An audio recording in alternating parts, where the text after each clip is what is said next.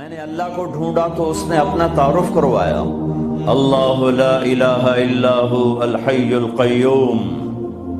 میں وہ ہوں جو موت سے پاک ہوں۔ اب پابند بن کے چلو اس اللہ کے جس کی شہنشاہی ہے، اس اللہ کے جس نے مجھے بنایا، اس اللہ کے پابند بنو جس نے مجھے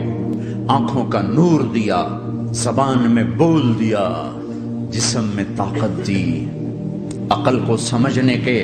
اوصاف دیے۔ اس اللہ کے پابند بن کے چلو جس نے قرآن کو اتارا، جس نے دھرتی کو بچھایا، جس نے آسمان کو اٹھایا۔ آسمان کی چھت میرے اللہ کے قبضے میں ہے، زمین کا فرش میرے اللہ کے قبضے میں ہے، ہواؤں کے جھونکے میرے اللہ کے قبضے میں ہے، سردی کا موسم میرے اللہ کا ارادہ ہے، گرمی کی تپش میرے اللہ کا ارادہ ہے، بادلوں سے پانی کا گرنا میرے اللہ کا ارادہ ہے، برف کا گرنا میرے اللہ کی بادشاہی ہے، اور طوفانوں کا آنا، بجلیوں کا چمکنا، بادلوں کی گرج، موسموں کا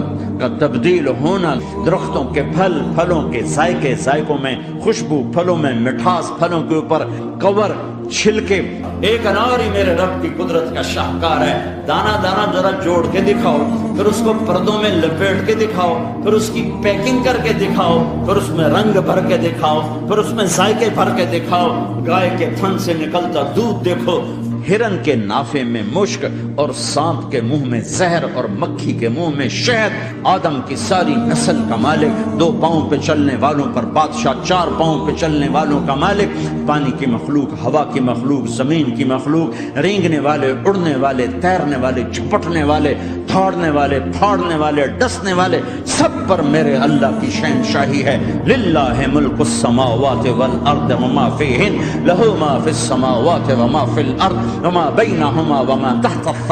وان تجہر بالقول فانہ یعلم السر واخفی۔ وہ کون ہے؟ اللہ۔